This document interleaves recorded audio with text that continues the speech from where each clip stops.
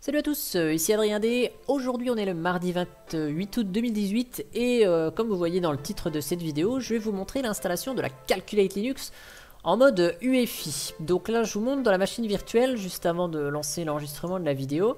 J'ai activé le mode donc UEFI dans la machine virtuelle. Voilà. Et ce que je vais faire, je vais charger l'image ISO de la CLDM. Donc la Calculate Linux Desktop Mate. Je vais faire la démo sur cette édition là, cette saveur là de la Calculate Linux.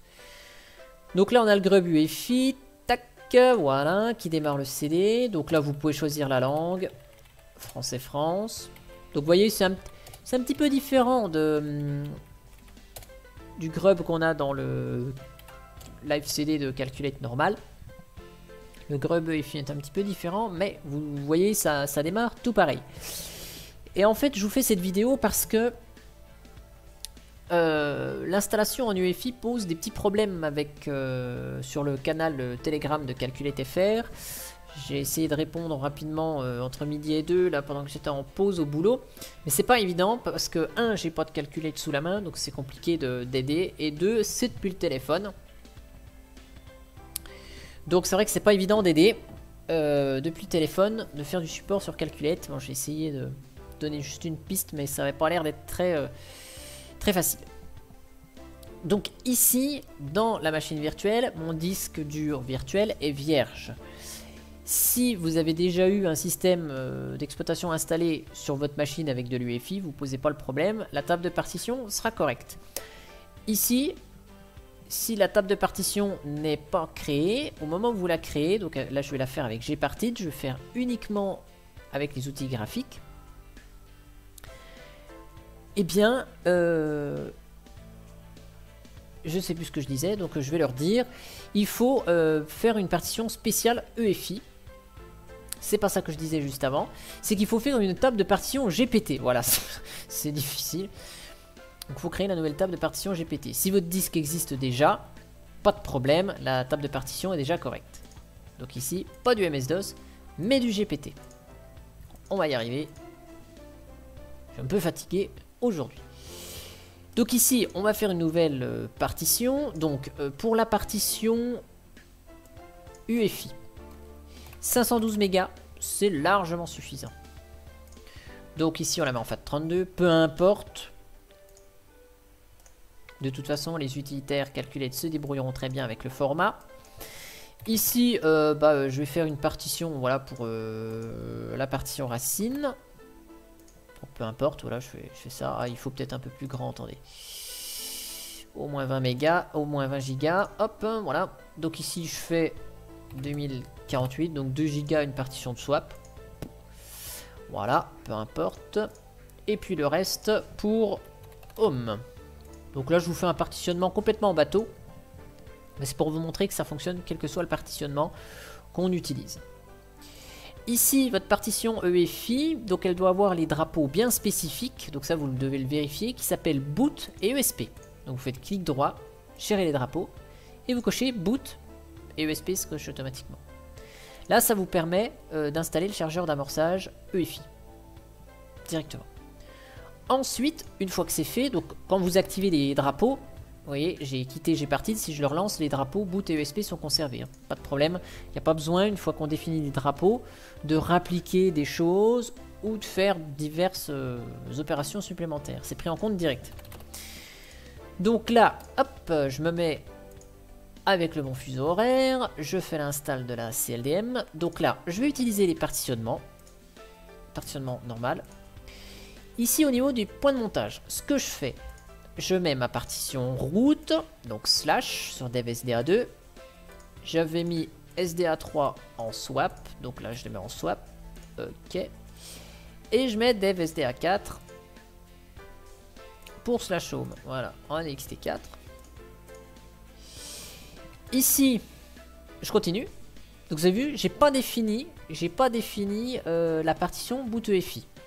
Je continue l'installation, migrer le réseau utilisé sur le live CD. Voilà, ok. Tac, je mets mon utilisateur. Hop, le mot de passe qui va bien. Je me demande si j'ai pas fait une faute de frappe, si. Hop. Voilà. Suivant. Donc là, c'est l'installation classique. Pulse audio, autodétection, mise à jour. Je ne m'étends pas là-dessus. Et donc, au moment où on arrive au résumé de l'installation de la Calculate, si on affiche les options, regardez ici, automatiquement, et je dis bien automatiquement, l'installateur a trouvé la partition EFI, donc il la monte automatiquement avec boot EFI, VFAT, pas de problème. Donc, à l'étape de l'installation, ne précisez pas /boot /EFI, il n'y a pas besoin de gérer. Vu que le drapeau sur la partition est correctement défini, l'installateur va le choisir automatiquement. Donc ça, pas de problème. L'outil Calculate gère tout. Donc là, je fais Run. L'installation va prendre une petite dizaine de minutes. Pour vous montrer qu'il n'y a absolument pas de trucage, je laisse la vidéo se dérouler en mode accéléré. Comme d'habitude, avec Kdenlive, j'accélérerai la vidéo. Vous retrouvez le bip bip. Et dès que le bip bip disparaît, c'est la reprise de la vidéo en vitesse normale. Et on testera le redémarrage et on vérifiera que tout fonctionne bien. Donc je vous dis à tout de suite. Bip bip.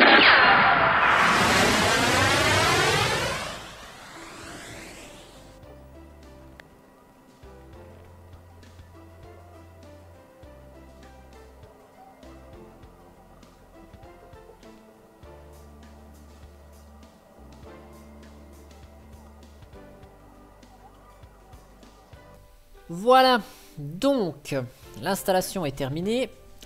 Mon Calculate n'est pas réputé pour être très rapide à installer, hein. On est à 8-9 minutes à peu près d'install.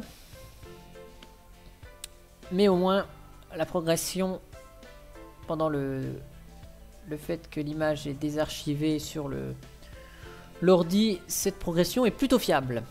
Le pourcentage est assez bien fait. Ce qui fait qu'on sait grosso modo où nous en sommes. Donc là, la configuration est mise à jour. La barre de progression qui était censée faire des allers-retours pour indiquer la progression quand les outils étaient en Qt 4, et ben ça fonctionne plus en Qt 5. Bon, c'est pas très grave, c'est pas un bug super gênant. Et oui, puisque le temps que ça termine l'installation. Si vous ne le savez pas, les outils Calculate sont en Qt 5 maintenant, puisque Qt 4 n'est absolument plus supporté. Et d'ailleurs, Gentoo a fait complètement le ménage, hein. Il n'y a plus d'application Qt 4 disponible. Donc c'est Qt 5 ou rien. Le ménage de Qt 4 a été beaucoup plus rapide que GTK 2, qui n'a toujours pas terminé. Donc, après la configuration, donc les dernières copies de fichiers, il va nous mettre à jour Grub, il va nous faire tout ce qui va bien.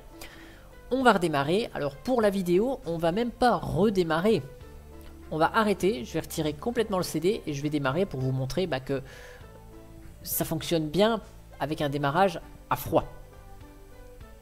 Voilà, donc là, hop, tout est installé. Donc on ne redémarre pas tout de suite. On ferme. Et on arrête la machine. Donc éteindre. Je vais retirer le CD de la machine virtuelle, enfin l'image ISO, et on va démarrer. Et donc vous allez voir que petit 1, ça va bien démarrer. Petit 2, le point de montage boot EFI, il existe bien avec les fichiers concernés. Et petit 3, tout est dans le fichier FSTab. Donc là, je mets le lecteur CD, de toute façon il n'y a rien dedans. Hop, voilà, je redémarre. Donc on a le BIOS de VMware en mode EFI, voilà. Hop, il trouve automatiquement notre Calculate. Et la distribution démarre. Donc comme d'habitude, hein, le premier démarrage de la Calculate est beaucoup plus lent que les suivants. Puisqu'au premier démarrage, il y a quelques optimisations qui se font puisque nous sommes sur la machine réelle et non plus le live CD. Les certificats des outils Calculate sont générés. La clé SSH est générée également. Donc il y a pas mal de petits trucs sympas qui se font au premier démarrage, ce qui fait que c'est un peu lent. Et donc on va voir que tout fonctionne bien. Je vais vous montrer à titre d'indication le contenu du fichier FSTab. Vous montrer que dossier boot EFI contient bien les fichiers qui vont bien, qui est le grub de Calculate. Et la vidéo s'arrêtera ici. Voilà. Donc là, je reste en mode fenêtré puisque les outils de VMware ne sont pas installés. Les VMware Tools et les outils graphiques. Ce qui fait que je ne peux pas avoir une résolution d'écran, à mon avis, meilleure que celle-ci.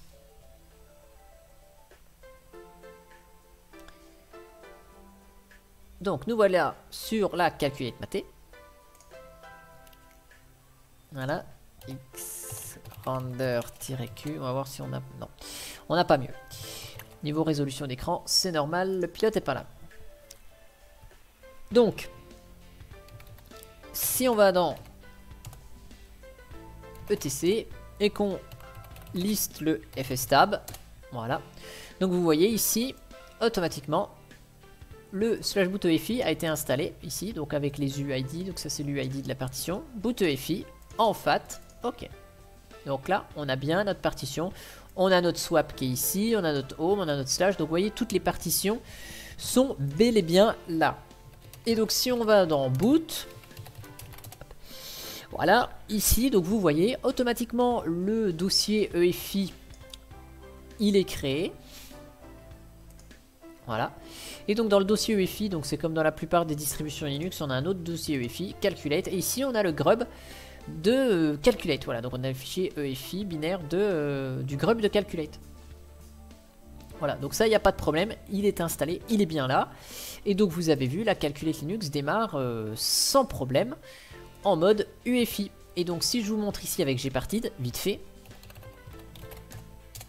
vous allez voir que la partition EFI, donc elle est toujours ici, elle est montée, elle a toujours ses drapeaux boot et USB. Et vous voyez, il y a 1 méga 14 qui est utilisé. Donc je voudrais même dire qu'une toute petite partition de 256 mégas, ça pourrait amplement suffire. Voilà. Et puis bon, bah après on a une calculate, maté classique, quoi. Hein, donc voilà, traduite, voilà, avec le retour de Firefox, avec GIMP, avec LibreOffice, enfin voilà, je vous présente pas Calculate, vous la connaissez depuis le temps. Et bien en tout cas, j'espère que cette vidéo sur l'installation de la Calculate Linux en mode UEFI vous aura plu, et moi je vous dis à bientôt pour une prochaine vidéo. Allez, ciao ciao!